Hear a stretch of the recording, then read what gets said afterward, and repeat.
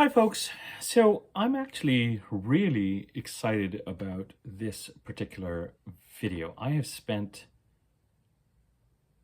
so much time going over the Pisces, Saturn, Neptune, North Node conjunctions that my brain is a little fried, but there's something really quite remarkable that I discovered as I was looking ahead, and I'm excited to share it with you. First and foremost, I don't know after this video that I will be doing any more videos in January. I mean, if something comes up over the next couple of days, I might. So please know that this might be your final reminder. If you want me to do a 2025 overview personal reading for you and how it connects to your birth chart. Sorry about the kind of shininess here, but I'm not going to worry about it. If you want me to do the discounted 2025 transits and how they impact your birth chart reading, that special is available till the end of January. The prices are dependent on geography. Email me using the email address in the description box below, and let me know where you are writing from, and I can send you the rate information. You can determine whether that's for you or not.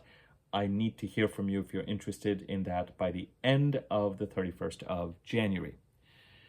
I got that out in the beginning of the reading. Those of you who've been following my readings know that even though I have an intention of doing that, I don't do it. The other thing I want to say, because this follows on the Aquarius new moon video that we did yesterday, remember one thing about this new moon. The new moon occurs after the Sun conjuncts Pluto and Mercury conjuncts Pluto in Aquarius.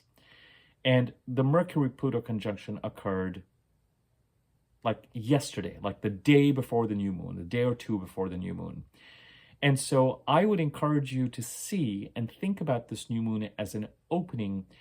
Remember what I said about the conjunctions with Pluto in the last couple of videos, which is they're related to every year, the personal planets, the Sun, Mercury, Venus, are going to conjunct Pluto in Aquarius till 2032.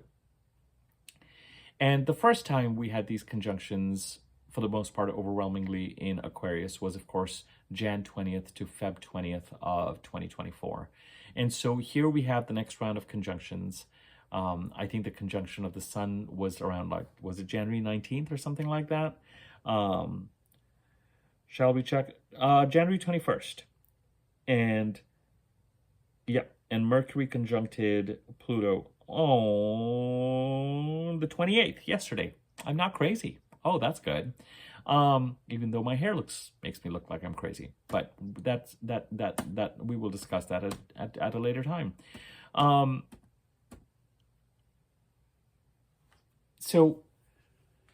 the other thing I mentioned is that in his initial forays for the first few years, 2 or 3 years, 3 years, 3, 4 years, 2, 3, 4 years.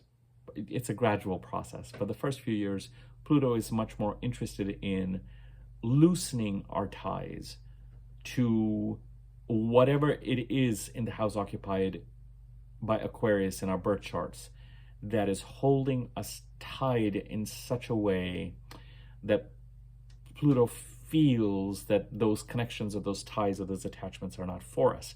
Pluto is trying to transform the Aquarius part of the chart, the house occupied by Aquarius in our birth chart, for our highest benefit by 2032. And in that process, Pluto is first going to dismantle whatever is wrong for us, not aligned for us, not in our best interest.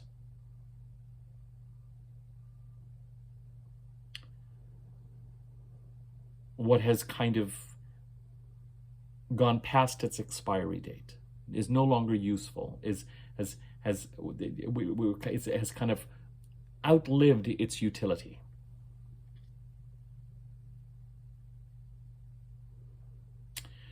And the Sun and Mercury have made their conjunctions with Pluto, and Venus conjuncted Pluto on December the 7th of 2024. And this Aquarius new moon happens after those conjunctions take place, and it is trining Jupiter and Gemini. Now, there's a bigger, longer Aquarius new moon video that I put out yesterday that you should be looking at. And then the day before I did the weekly overview. So take your pick. But this is not an Aquarius new moon video. But I did want to, you know, as I said, sometimes you do readings and you put out content and you keep, you know, it keeps percolating. And so I wanted to share this idea, this interesting thought I had, which is, oh, these conjunctions with Pluto happened that put us in the space of reflecting on what needs to be released in the Aquarius part of the chart. And this new moon trine Jupiter opens up a month of Aquarius after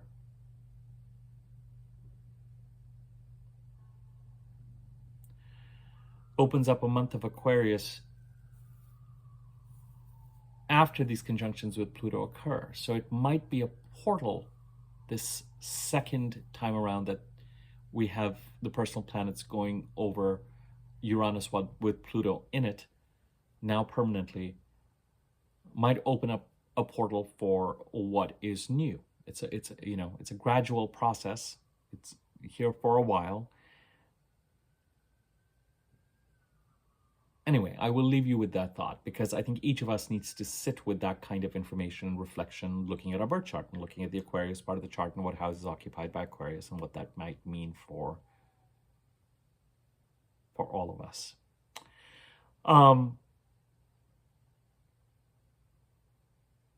Now, the other thing, of course, that I said to you that was encoded into this Aquarius new moon was the fact that Mars from Cancer was getting ready to trine Saturn in Pisces, and Venus and the North Node and Neptune are all conjuncting in Pisces. And I wanted to do this video, that looked at all these upcoming conjunctions and what I will call the action in Pisces. And, you know, January really just had about 4 odd occurrences, even though one of them was quite important. And 2 of them were just entries. On January the 2nd, Venus came into Pisces. So Venus has spent January primarily in Pisces. On February the 3rd, Venus will move into Aries, but will go retrograde on March the 1st and then come back into Pisces in March, on March the 22nd, I think, to be exact. So Venus is going to be in Aries from February the 3rd to March the 22nd. But during January, we had Venus coming to Pisces January the 2nd or 3rd, depending on where you are. On the 11th of January, the North Node moved into Pisces. On January the 18th, Venus entered her shadow degrees and conjuncted Saturn. And on the 25th of January, Venus trined Mars in Cancer. And that's January, just kind of setting things up. So if you're feeling like, well, this crisis in Pisces and the stabilization of Pisces and the taking care of things in Pisces has not quite heated up, you're right. February and March have an equal amount of intensity, which is a little surprising to me because February is very much an Aquarius month with regard to what we're trying to do. And all those Aquarius transits that I talked about in my Aquarius video yesterday are relevant. The personal planets trining Jupiter, the North Node, Mercury getting ready to trine Jupiter. Then as the planets move forward and as we head to and Mercury and the Sun conjuncting in Aquarius, and as we continue to move forward to the February 12th full moon in Leo, that full moon squares Uranus and Taurus. So bringing the Aquarius part of our chart into alignment with what we value and where we want to go is very much an important theme for February. But the Pisces part of the chart is also heating up. We have Venus conjunct Neptune on February the 1st. I covered that in our weekly overview 2 videos ago. And as I said, the weekly overview for this week, the new moon in Aquarius yesterday, and this video kind of go hand in hand. And this video in particular is very much connected to those Mars retrograde and Venus retrograde videos that I did in the beginning of this year, The Mars one was called Purge. There was a Venus video I did just after that, giving us a sense of grounding as to what the first 4 or 5 months of this year were going to be like. And now we're really zooming into this action in Pisces, because it is, I know that for a lot of people and for a lot of astrologers, this is the year we change signs. Saturn is going to change signs. Neptune is going to change signs. Uranus is going to change signs. But they're really not changing signs. They're dipping into the next sign, and then they're coming back into the sign they've been in for a while to wrap things up. And this is very much a Saturn in Pisces year. And everything that the first 4 months of this year is going to go through, and particularly February, March, and April from a Pisces part of our chart perspective, is then looking ahead to Saturn coming back into Pisces from Aries. Saturn's going to move into Aries. Neptune's going to move into Aries in March, and then it's going to go retrograde and come back into Pisces. And Saturn is going to move into Aries in May, and then retrograde back into Pisces in September. And on November the 28th, Saturn is going to go direct in Pisces. This was the thing that I noted today that just kind of made my day, that made me realize why I love being an astrologer, and what made me fall in love with this art form. Because it is a science, but like all sciences, it's an art as well in its own way. And we're dealing with the science aspect of it, but then we open ourselves to the art of it. I know that sounds so pretentious to say, but anyone who practices it, I think, will know what I mean. I wanted to see the North Node action is really, and by that I mean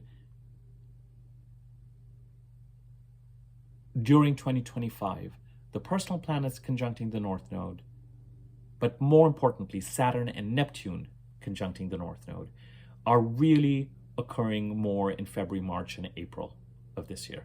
By the time we get to Saturn and Neptune retrograding back into Pisces, the North Node is moving along too far in Pisces for them to exercise to be catching up with the North Node. And you know that while Saturn is transiting Pisces and Jupiter is transiting Gemini, we've had 2 squares already from Jupiter to Saturn. And we're going to have 1 more square from Jupiter to Saturn. Does that square occur? I think that square occurs when both Jupiter and Saturn are in Aries. But we're in Jupiter-Saturn square land, which is not comfortable.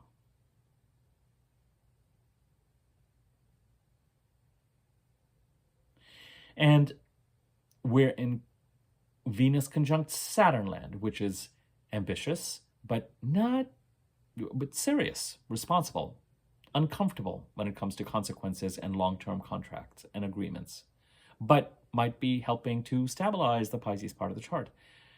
We have Mercury conjunct Saturn coming up, of course, after Mercury enters Pisces, the Sun conjuncting Saturn coming up, and all those planets will. The Venus and Mercury retrograde from Aries to Pisces. I know you're like, Abhi, tell us about November 28th when Saturn goes direct after building that up. I'm coming to it.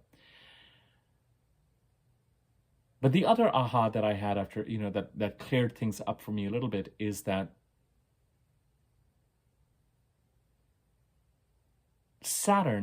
Venus, when she goes retrograde, is going to, of course, conjunct Saturn, the North Node, and Neptune 3 times as part of her retrograde process. Mercury, when he goes retrograde from Aries to Pisces, does not come back into Pisces that far. He is going to conjunct the North Node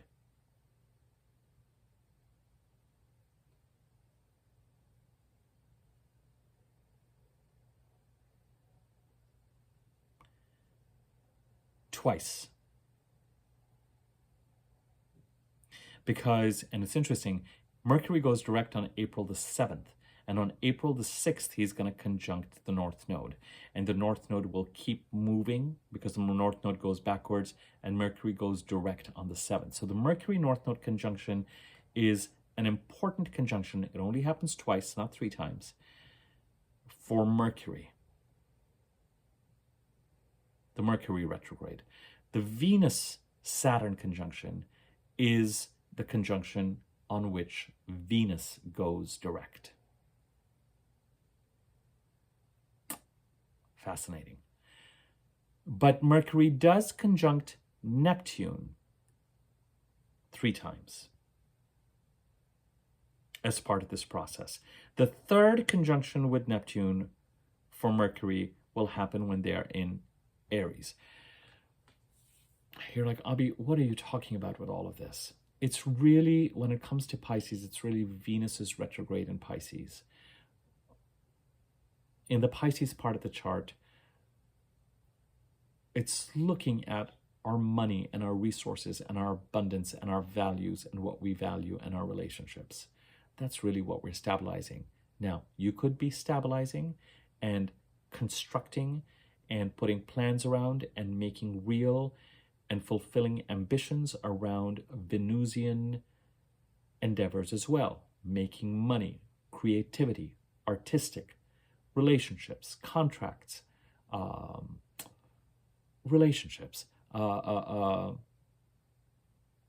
creative endeavors, building what you value.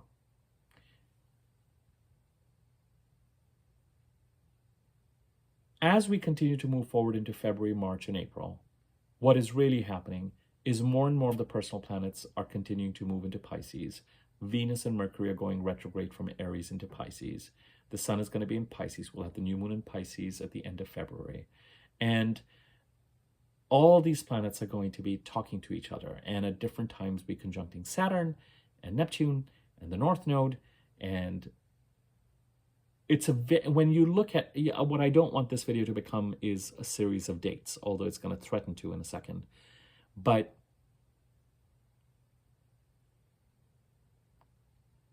I mean, really, all I just want to say is you can't make this up in terms of who's talking to who and when. And in the middle of all this, we've got Mars retrograde in Cancer, then direct in Cancer, being in conversation with all this. The Sun meets with Saturn for tea, and Venus meets with Saturn for tea 3 times, and Mercury meets with Saturn for tea, and they all meet with Neptune for tea.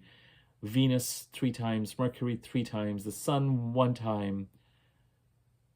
Meeting for tea is just my sort of weird thing about conjunctions, and they all connect with the North Node, and I mean, when we're sorting things out and when everything is leading to, when it comes to April, everything truly is leading to the end of April. I've been saying middle to the end of April. Everything is leading to the end of April. At the end of April, we have 3 things occurring that clear this energy, that complete this energy for now. Because when Saturn and Neptune retrograde back into Pisces at the end of the year, in the last 4 months of the year, these energies will pick up again and look for resolution. And on the 26th of April, this is not, you're going to wonder why I'm bringing this up, because Mars is going to be in Leo at this time, and Pluto will be in Aquarius. But Mars opposes Pluto for the last time out of 3 with Mars's retrograde.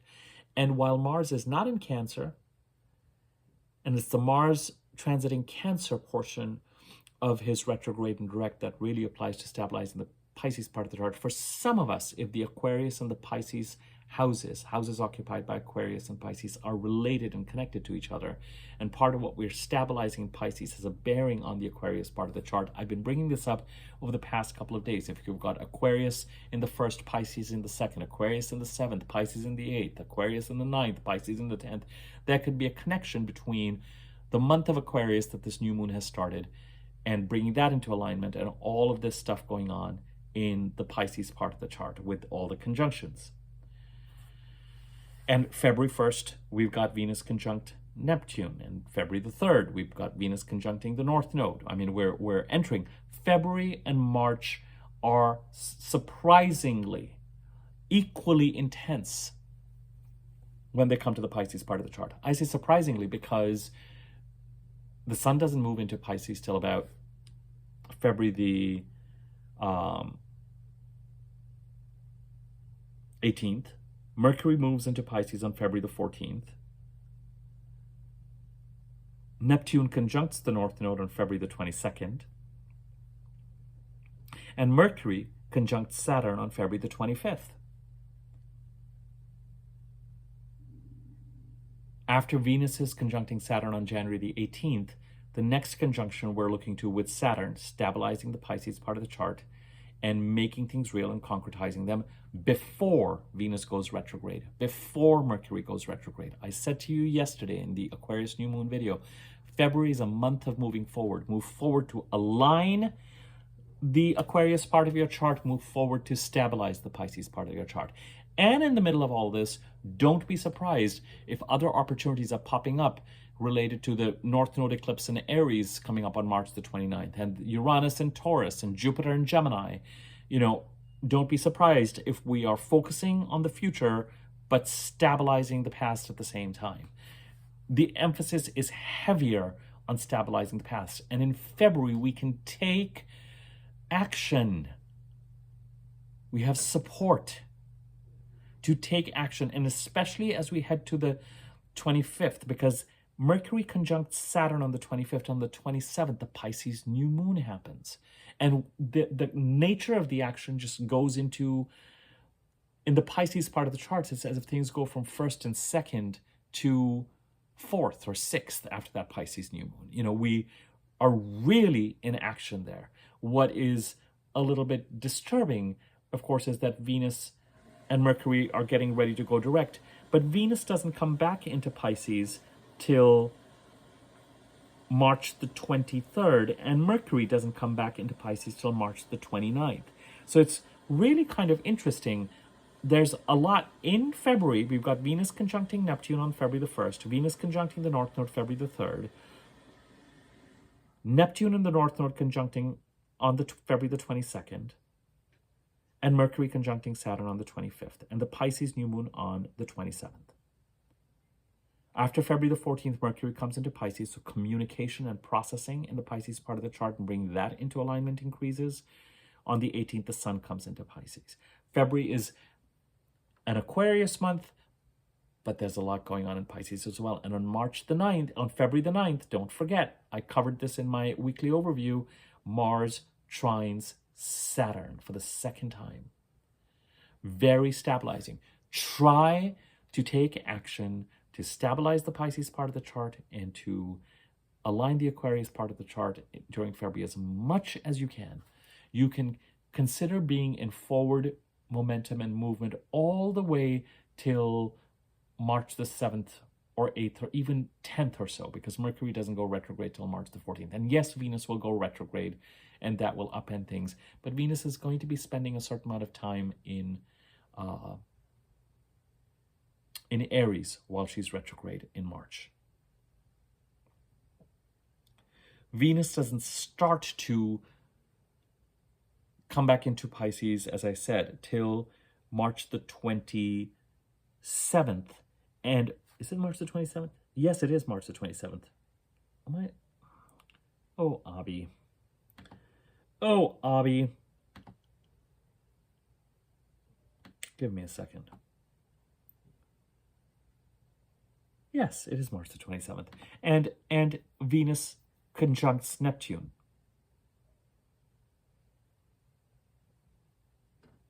And Mercury comes into Pisces on the 29th and conjuncts Neptune. So at the end of March is when those planets come back into Pisces, Mercury and Venus, and conjunct Neptune. It is February and March, when it comes to the Pisces energy, are equally balanced. But February is a month of forward movement.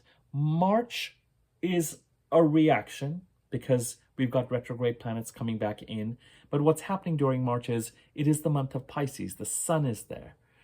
The new moon has occurred. We're in action, but also things might given everything we're trying to do to stabilize, things might come undone. They might come frayed around the edges. Things may have to be reconsidered. We may discover things and realize things. Move forward in February to remain as grounded as possible, but be open to the fact that in March, reality checks will come through, particularly when Mercury is retrograde between the middle of March to the end of the first week of April. Interestingly, we're going to have a delayed Aries season because April is when Venus conjuncts the North Node. Mars trines Saturn again, now that Mars is direct. Mercury conjuncts the North Node. Venus trines Mars. Venus conjuncts Saturn twice. Mercury goes direct. Mars trines the North Node. Mercury trines Mars. Venus goes direct. Saturn conjuncts the North Node on April the 13th. Saturn conjuncts the North Node on April the 13th. We haven't even come to Saturn conjuncting the North Node in Pisces because that's going to happen at the end of the year. Saturn conjuncting Neptune. Saturn conjuncts the North Node on April the 13th. Venus conjuncts the North Node on April the 20th. Venus conjuncts Saturn for the last time on the 24th of April. On the 26th, these are the three things that happen that bring us out of this energy. On the 26th, Mars opposes Pluto. It is not lost on me that all this February, March, April, resolution, conversation, all the planets are going direct. Let's sort this out. Let's clarify everything. And it's heading towards Mars opposing Pluto. Not the easiest of... But what we're trying to head towards,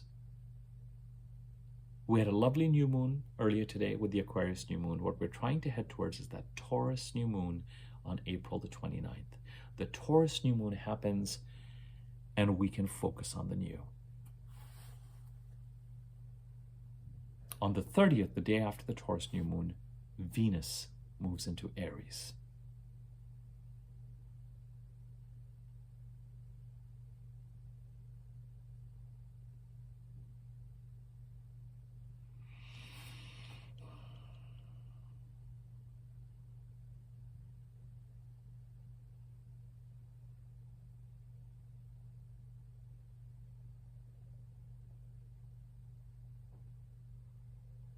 Sorry, I'm just taking it all in.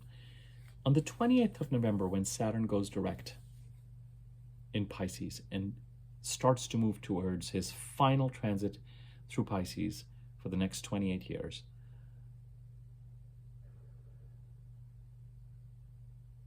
through Jan-Feb of 2026, on the day that Saturn is going direct, he trines. He is trining. It's not exact, but it's pretty close. Jupiter in Cancer and Venus and a retrograde Mercury in Scorpio. Jupiter's retrograde in Cancer.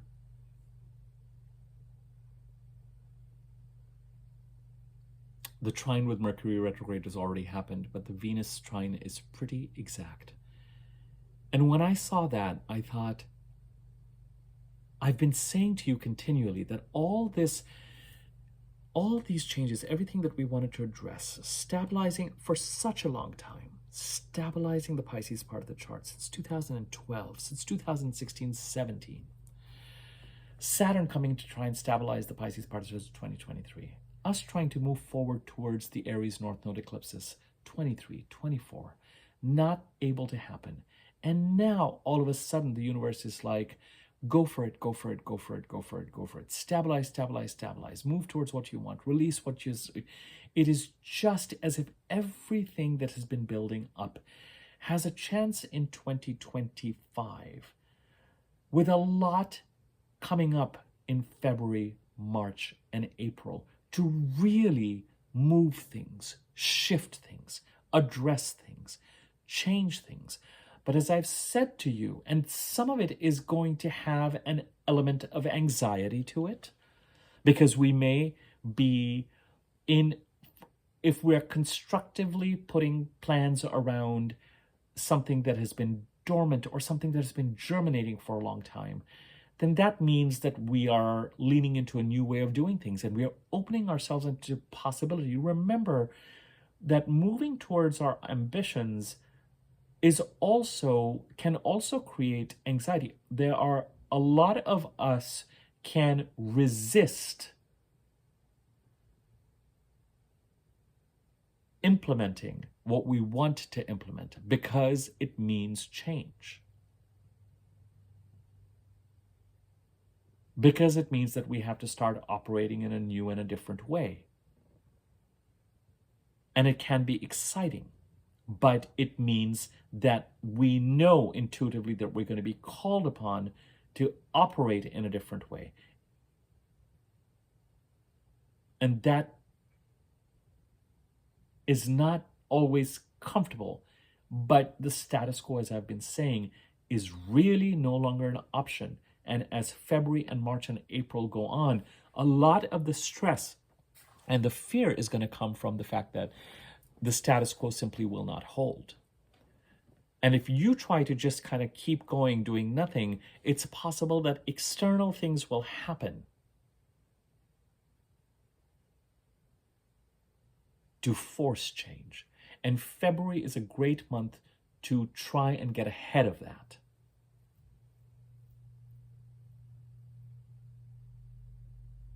If you're trying to catch up to and organize things in your life where you've been wanting to address issues related to gaslighting or theft or deception or your own kind of not being transparent about things where you should have been, or you're trying to act responsibly in areas where you have been negligent in the Pisces part of the chart, then February is a great month to try and get those conversations rolling and moving and started. You may choose to not do it this week as Venus approaches the conjunction with Neptune, but you have to be open to the fact that over the next 3 or 4 days, something may come up that forces you to jump up and implement a boundary or implement a structure.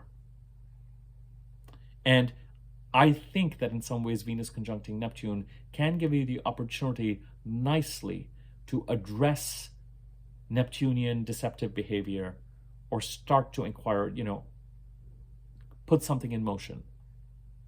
Because what you might be doing in that process is also figuring out what is real and what is a product of Neptunian paranoia.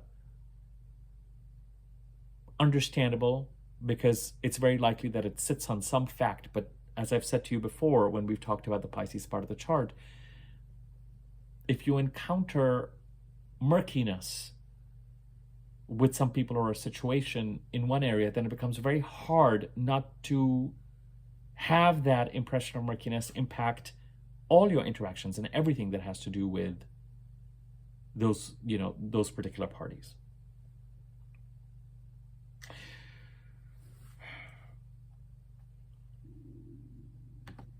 I want to see something.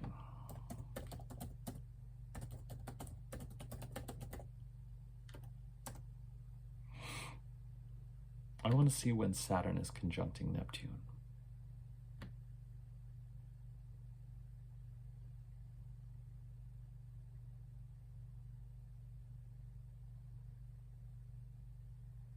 Only once. On 20th of February, 2026. Seriously, the astrology today has just been blowing my mind. And I know some of you are like, what is he talking about? What is he on? But see, this is why I do what I do.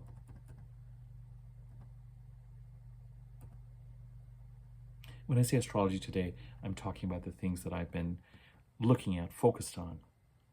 Sorry, there's something else I want to check. And trust me, I'm going to talk about this.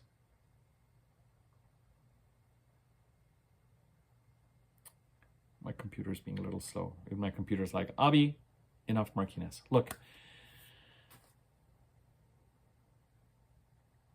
the conjunctions with Neptune in the North Node start up as we head towards February the 1st.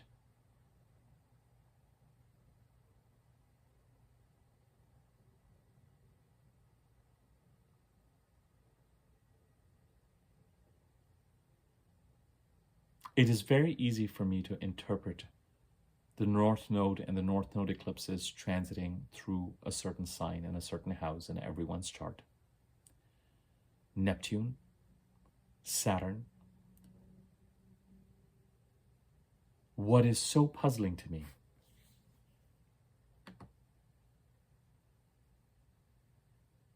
even a Neptune North Node conjunction on its own, a Venus-Neptune conjunction on its own, a Venus-North Node conjunction on its own is fine. But Venus, Neptune, and the North Node together make me wrinkle up my nose a little bit. And it's the start of a set of conjunctions that takes us all the way through April. It all started with Venus moving to conjunct Saturn, though, on January the 18th. That's when it started.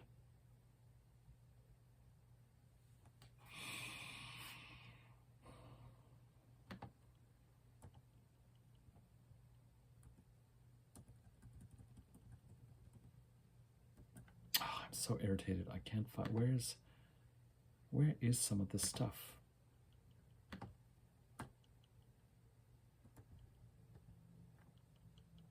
I'm so sorry, you guys. Hold on one sec.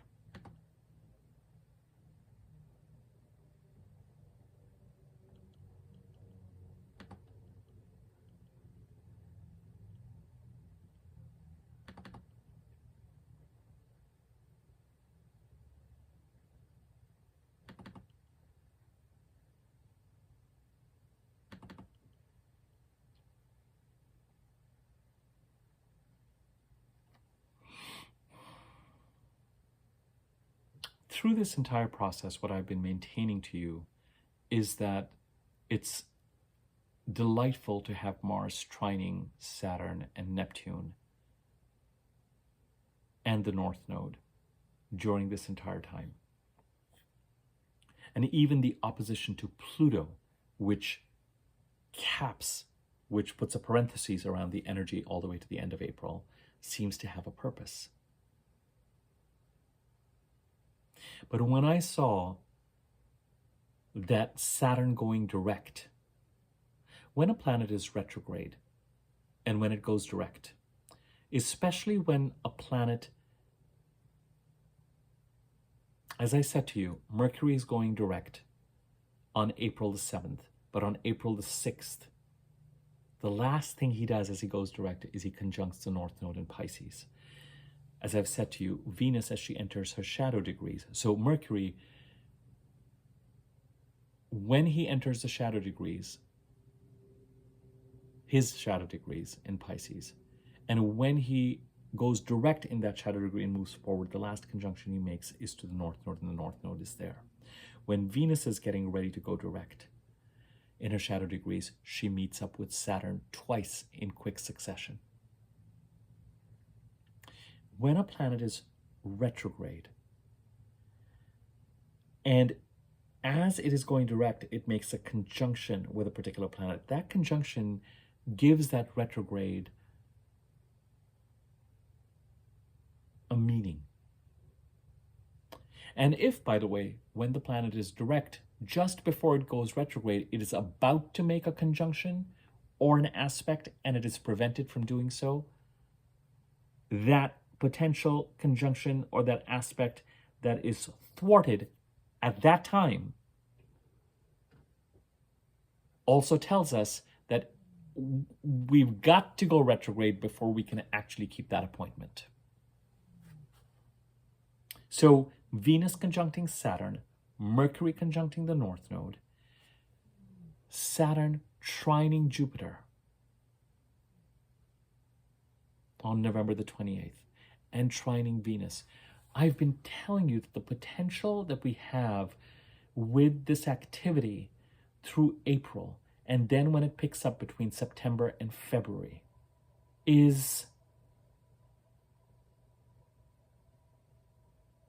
can be really stabilizing and cleansing. And Venus retrograde periods, whether in your progress chart, they're really not comfortable in the progress chart, or whether in your birth chart as a transit, in which we're all going to experience, Venus being retrograde between March the 1st and the middle of April, is not a comfortable time. It's an austere time. It's an feeling stretched resources wise, and relationships being questioned. But there's something about this process that has a lot to do with structuring things, boundaries, resolutions, compromises, minimizing energy leaks, and where relevant, structuring ambitious plans. When I saw that Saturn, as it's starting to go direct, was trining Jupiter in Cancer, it doesn't matter to me if Jupiter is retrograde, and trining Venus in Scorpio, I was like, there is something so fortified with Mars trining these planets with this energy that we've got to move forward. Move forward, I would say. You know, as I titled the Aquarius New Moon video yesterday as Don't Lose Heart, and I will maintain that.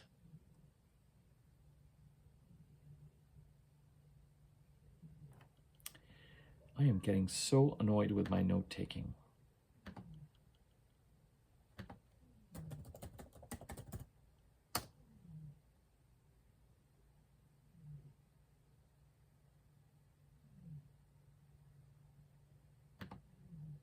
I will summarize all this.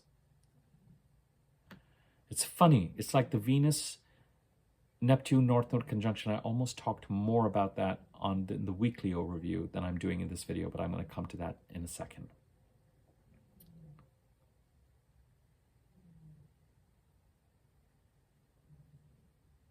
Saturn and Neptune only conjunct once on February the 20th in Aries. Between now and that date, they're going to be together. They're going to get closer and closer and closer.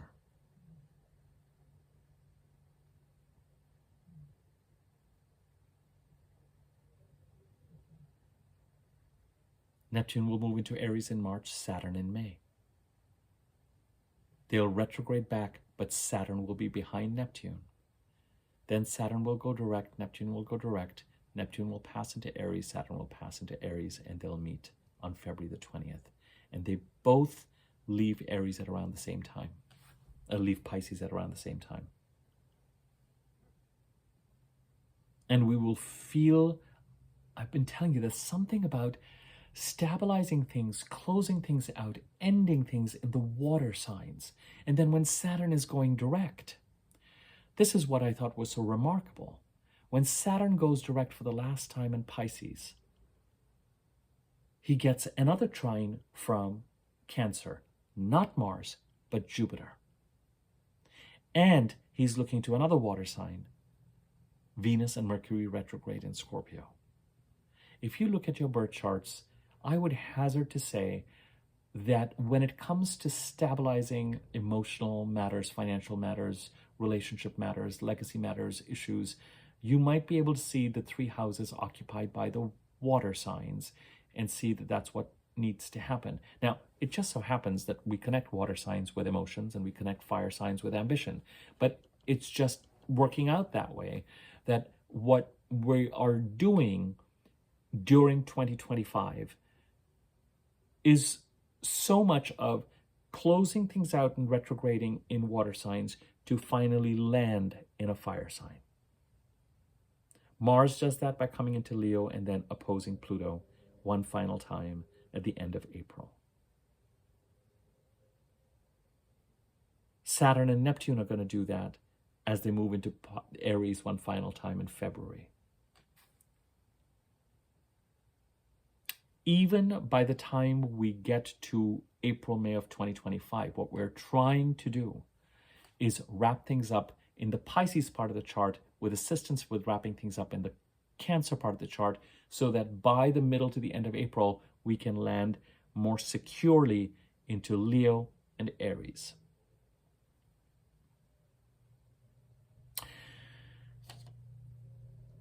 There are three things I want to say about the Venus-Neptune North Node conjunction. And for those of you who want more details about the Venus-Neptune North Node conjunctions, take a look at my weekly overview 2 days ago. I go into, like, the entire second half of it is about these coming conjunctions. The three things I want to say are Venus conjuncting Neptune and Venus conjuncting the North Node can be aspects of opportunity. With the Venus-Neptune conjunction, it can be creative, artistic, spiritual, heightened, bliss, ecstasy. I don't want to use the three-letter word that starts with an S and ends with an X,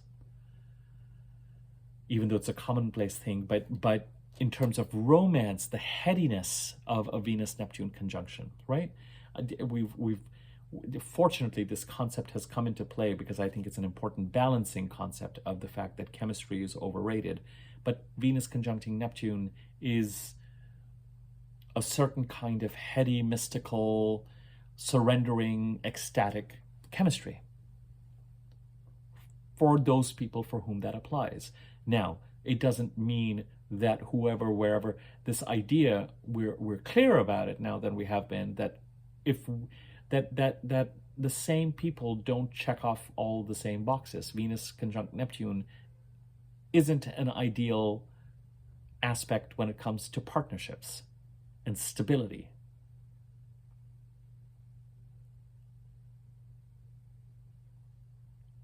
So a person with whom we can have a Venus conjunct Neptune experience doesn't have to be a person with whom we might want to have a Venus conjunct Jupiter experience, or Venus conjunct Saturn experience, which promises more stability, more seriousness.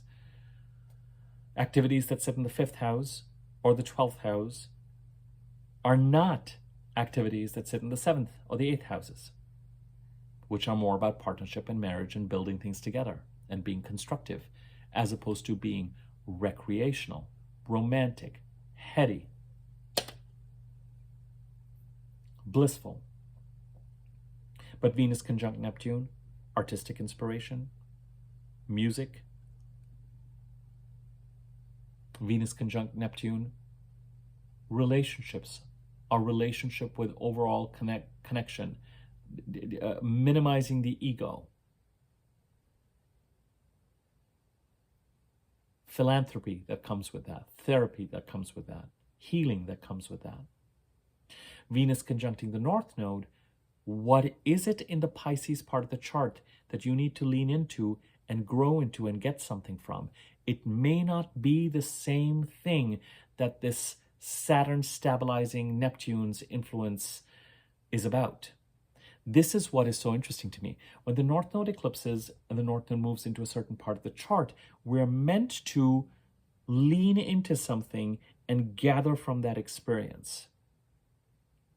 When Saturn is stabilizing something and trying to counter Neptune's influence, it can be releasing something, resolving something. It can also be, and this is where the constructiveness comes in, it can also be building a strong foundation. So it's going to differ for each of us with regard to what we've been dealing with in the Pisces part of the chart since 2012 that reached a crisis in 1617 that was so Neptunian that Saturn is trying to get real about. And in the getting real, is it constructive and ambitious enough so that it can be directly related to the North Node eclipses coming into Pisces, because we're meant to lean into and build something and get something from availing of these opportunities? Or is the North Node eclipses and the North Node's transit through Pisces concerning something other than Saturn countering Neptune's influence? Are they two separate things in the same part of the chart? Venus conjuncting Neptune and Venus conjuncting the North Node can denote opportunities of different kinds. Artistic, ecstatic, spiritual, monastic, therapeutic with Neptune. And what do I need to lean into? What is the opportunity in the Pisces part of the chart that for the next couple of years holds the key to my growth with the Venus conjuncting the North Node? All the while, what Venus has been saying in January is, what do we need to do to bring this part of the chart into alignment? And where can I build some bridges and start some conversations? That then the Sun and Mercury will pick up on. And as I just told you, and I gave you all these dates about Mercury conjuncting Saturn, and the Sun conjuncting Saturn, and Mercury conjuncting the North Node, and the North Node conjuncting Saturn, we will cover those later. I mean, is it going to help you if I just summarize the craziness one more time? January, Venus in the North Node entered Pisces. January the 18th, Venus conjuncted Saturn. February 1st, Venus conjuncts Neptune. February the 3rd, Venus conjuncts the North Node, which is what we're talking about. February the 3rd, Venus leaves Aries. So we've got Saturn and Neptune in the North Node alone. Enough in Pisces until Mercury comes into Pisces on the 14th and the Sun comes into the Pisces on the 18th of February. Neptune conjuncts the North Node on the 22nd. This Venus conjunctions Neptune and the North Node is an energy that continues till Neptune conjuncting the North Node.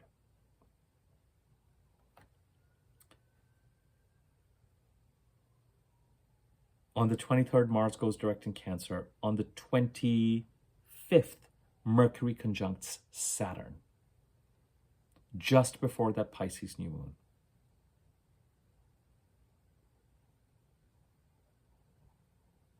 And that is let's start to be in communication and take action and process what it's going to take to bring stability to this part of the chart. What is interesting to me is, as you get to that Mercury-Saturn conjunction on February the 25th, you may come up with plans and communications that you think are going to help bring the Pisces part of the chart into alignment and into stabilization, and then shortly, and you go into that with that intention, with that new moon, Pisces new moon the day after, but then you run right into Venus and Mercury retrograde. So things then have to be tested, reconfigured. Mercury conjuncts the North Node on March the 1st. Mercury conjuncts Neptune on March the 2nd. There's something about conjuncting Saturn first and then hitting Neptune.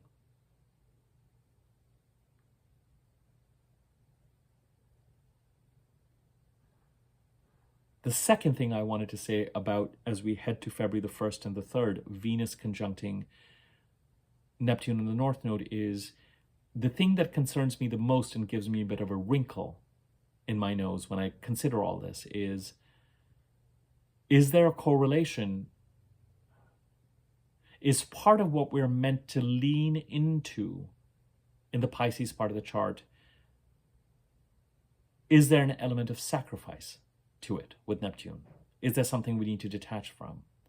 Is there something that Neptune, is this what Neptune has been building towards since 2012? Nothing and nobody is yours, and this is not for you. And your growth will come from recognizing and solidifying and releasing with Neptune in a non-egoic way, in a recognizing that certain things that you could have thought were for you, laid a claim on, are not for you. And you will be fine, and everyone will be fine. And in learning that, there's such power in that kind of loss, because you are left with recognizing that you are not. The things we attach ourselves to also hold us back.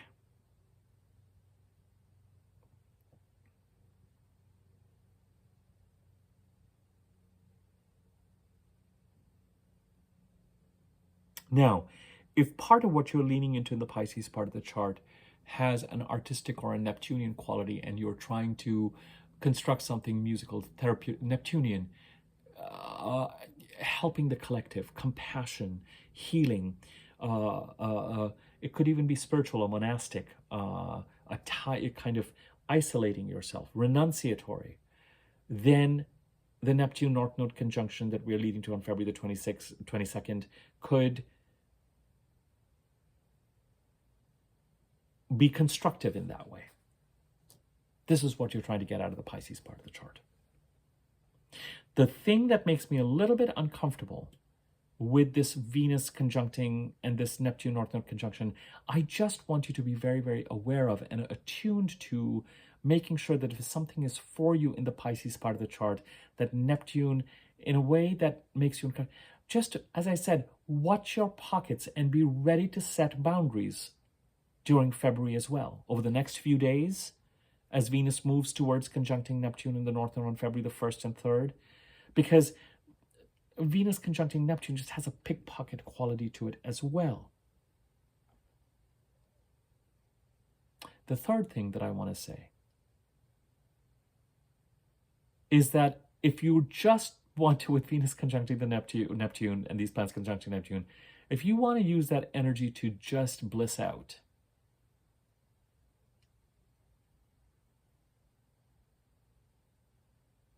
take time off, stare into space, dream, pause, nap, listen to music, go on vacation. Even if you're not leaving your apartment or your house, you're just, even if you're going to work, you're dialing everything back energetically.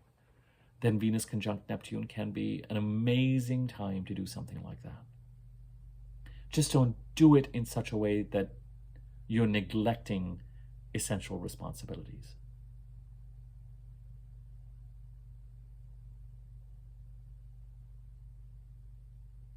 If there's something for you to lean into in the Pisces part of your chart, don't let the North Node and Neptune will conjunct only once on the 22nd of February, and Venus, money and relationships are involved as we get to February 1st and 3rd.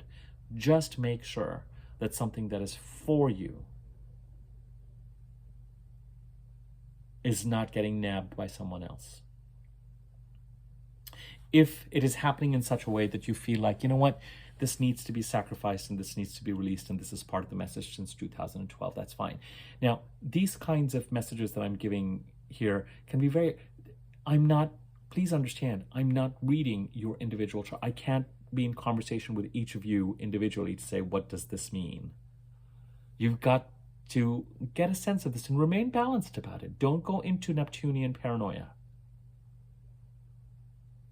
There's a lot of support. There's a lot of support with Mars retrograde in Cancer. There's a lot of support in the astrological architecture of what is going on in Pisces as we look towards November the 28th, when Saturn comes back in to stabilize and goes direct. And the conversations he has and the flow that he has from Jupiter in Cancer, where Mars is right now, and Venus and Mercury in Scorpio. Keep your wits about you. If you need to set boundaries, you need to set boundaries. If you need to come up with constructive plans to move towards something creative, great. If everything is fine and you just feel like energetically, I just want to daydream a bit, the time for more action is going to come up next week, fine. Just with Neptune, watch for artificial ways to induce bliss. And don't let that become a problem. Drugs, alcohol, Neptunian addictions to sensuality, you know, just kind of a,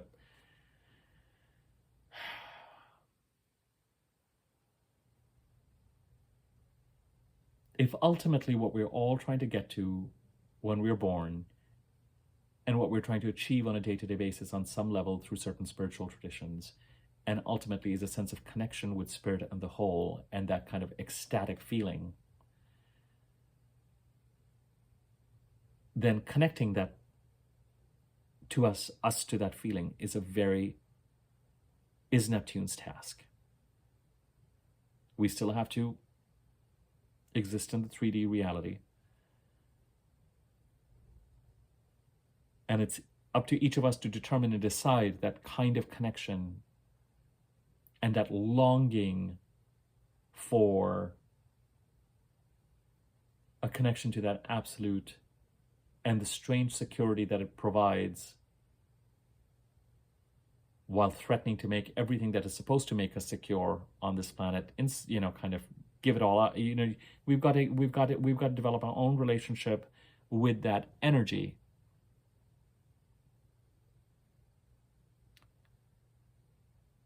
But just, you know, we've got Saturn there to help us keep a handle on things.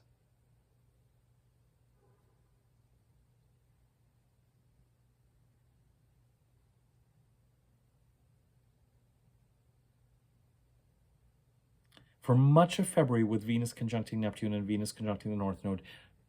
So the three things I want to say with Venus making these conjunctions: opportunities,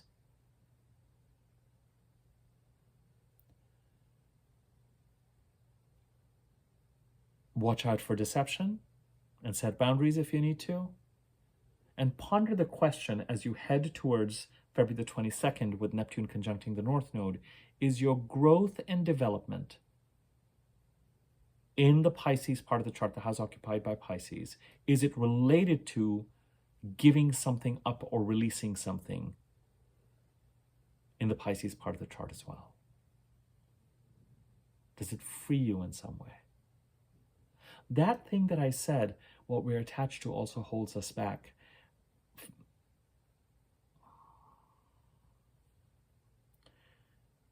As we head to the 25th, Mercury conjunct Saturn. Sorry, that is my cat who is going to go get his lunch, which has been set out for him for a couple of hours, but he was having a moon is dark Neptunian nap. In March, Mercury conjuncts the North Node and conjuncts Neptune. In the beginning of March. So if February 1st and 3rd is Venus, March 1st and 2nd is Mercury. Opportunity, concretizing spiritual artistic goals, setting boundaries verbally or in writing around anybody who is being deceptive. Us, if we've got Pisces in the 1st, 2nd, or 3rd house, acting deceptively potentially. Mercury and Venus retrograde will take care of all of that. The Sun conjuncts Saturn on the 12th. We have an even on the 12th of March.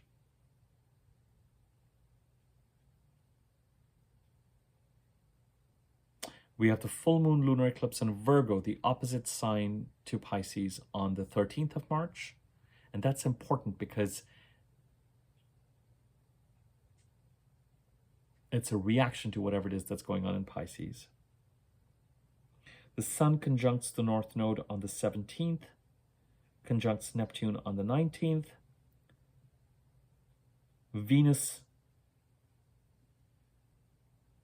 now retrograde and back in Pisces, on the 27th, conjuncts Neptune on the 27th of March. Mercury back in Pisces on the 29th of March, conjuncts Neptune in March. And in April, Venus conjuncts the North Node on the 2nd. On the 4th, Mars makes his final trine to Saturn. So much energy and help to try and stabilize with all this. On the 6th, Mercury conjuncts the North Node. Venus trines Mars. On the 7th, Venus conjuncts Saturn. Mercury goes direct.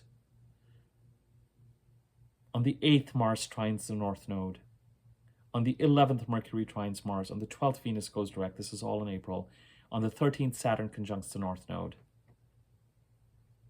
On the 20th, Venus conjuncts the North Node. On the 24th, Venus conjuncts Saturn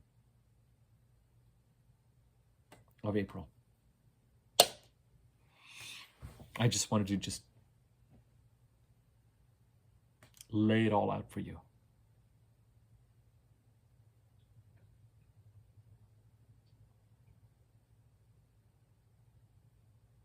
Saturn wants us to get real, eliminate energy leaks. We've got to ponder with the Neptune North Node conjunction. And we've each got to figure out for ourselves what the North Node going over the Pisces part of the chart means in and of itself. What Neptune going over the Pisces part of the chart has meant since 2012. What Saturn is trying to stabilize because it's connected to that. Saturn conjuncting the North Node on April the 13th is also about concretizing, putting discipline around what we are trying to get. And it's the only Saturn North Node conjunction in Pisces. What we are trying to get out of the Pisces part of the chart for our growth.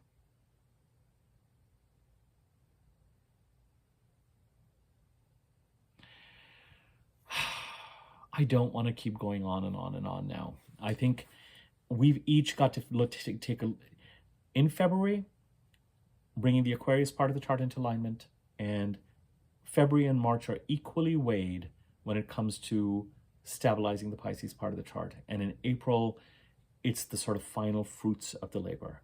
We come up with plans, we implement them, they get called into question in March and early April. They have to be revised based on what we learn and find out about anything that we were building on fantasy and pillars of sand. And then as we head towards the end of April, we head towards that Mars opposition Pluto on the 22nd. It's when we get to that Taurus new moon on the 29th that the energies are done. And some, don't lose heart. Set boundaries where you need to set boundaries. Keep your wits about you. Take a step to take a look at what it is that you're trying to achieve in the Pisces part of the chart. That's what I want you. If you say, Abhi, what do you want us to do? I want you to do two things.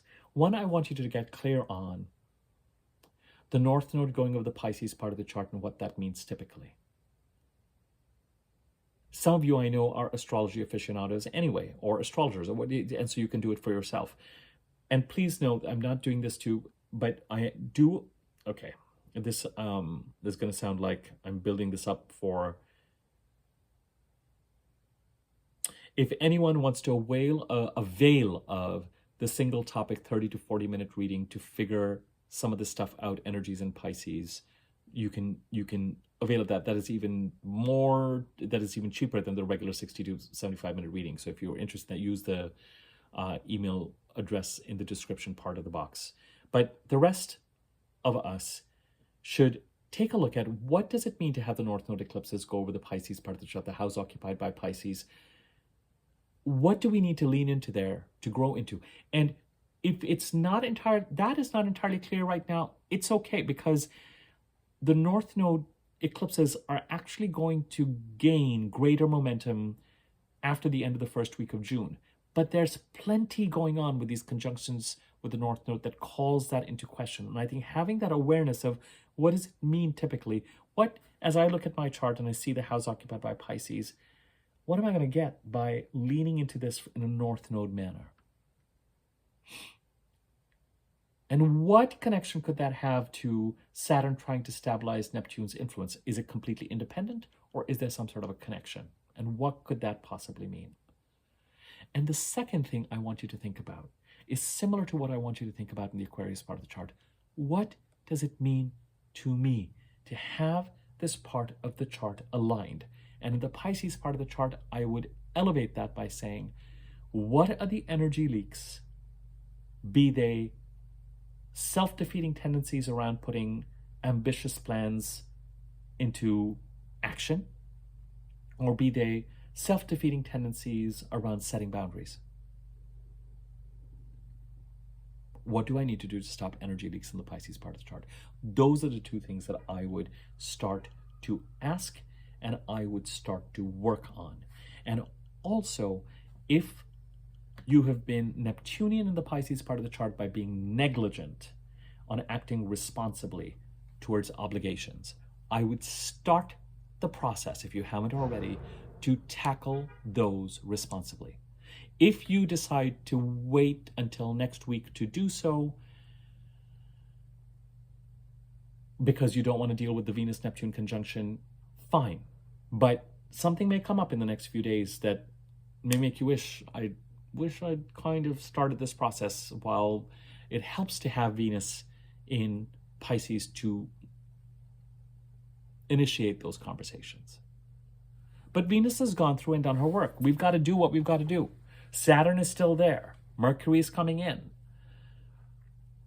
The sun is coming in. Another great time to be having some of those conversations, frankly, is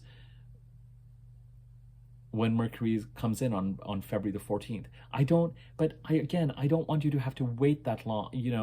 You'll be in communication by that time anyway. And if you're not proactively being in communication, the risk is that by the time Mercury is getting ready to conjunct Saturn by February the 25th, you're going to feel the heat from someone who's expecting you to be acting responsibly and you haven't.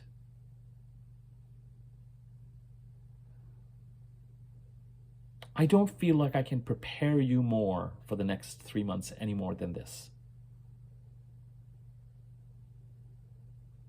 Other than to just say, some of you have been with me for a long, long, long, long time.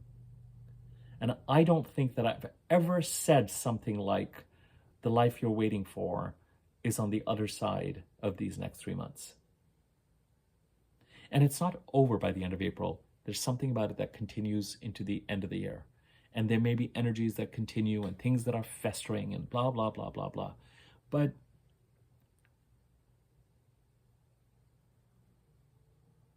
the energy leaks you want to end, the stabilization that you're seeking to create, the responsibility with which you want to approach your life, and the direction that you want to move in,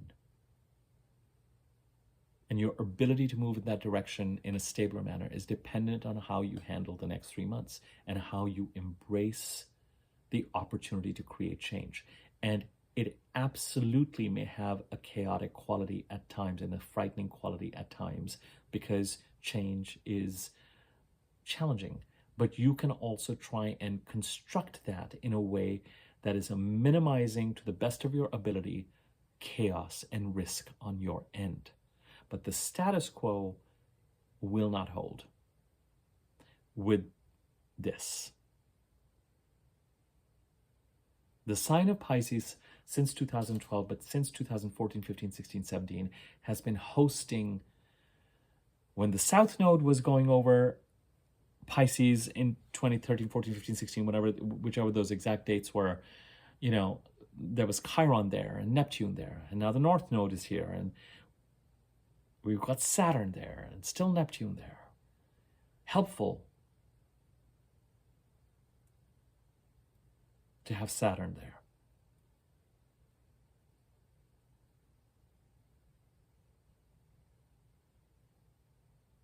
Okay, I will leave it at this. And as far as 2025 is concerned, the first 5 months of this year, the last 4 months of this year, this is a major part of the energy. In the middle of the year, the planets dip into the next sign to give us an introduction of that, but they don't really clear this energy till January, February of 2026. And after the end of April, once we get to that Taurus new moon, till the end of the first week of June especially, there's a lot of opportunity to try and build the new and move in the direction we want to move in from the Leo and the Aries parts of our chart.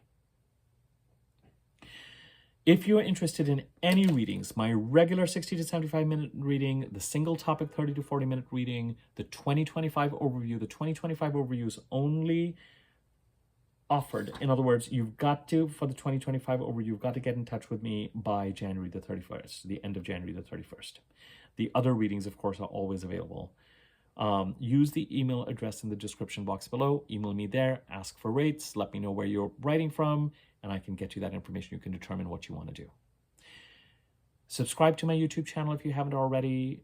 Tell people about it if you find the content useful. By all means, share the information with your friends, etc. When you subscribe to the channel, there's a bell icon next to the subscribe button. When you subscribe to it, the wiggly bell on top, that option will notify you whenever I do new videos. Comment or like this video if you're open to doing that. It is a free way to support this channel. I think likes and comments give videos greater circulation on YouTube. There's a thanks button underneath this video. You can use that to contribute to the channel as well.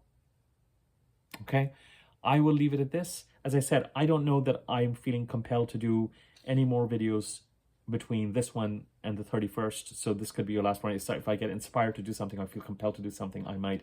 I want to put more attention towards memberships. I finally know what I want to do with membership. I want to put content within the membership community that is all about helping you build a connection with your own chart. And I want to put some attention over the next few days to get that process outlined and started and all that kind of stuff. So that should be fun. I'm really excited about that. All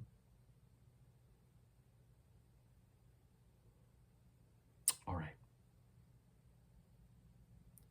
I'm sorry if this was a nerdy video and some of this was just like, what is he, you know, different videos have different tones. This was very exciting for me to kind of see it all play out and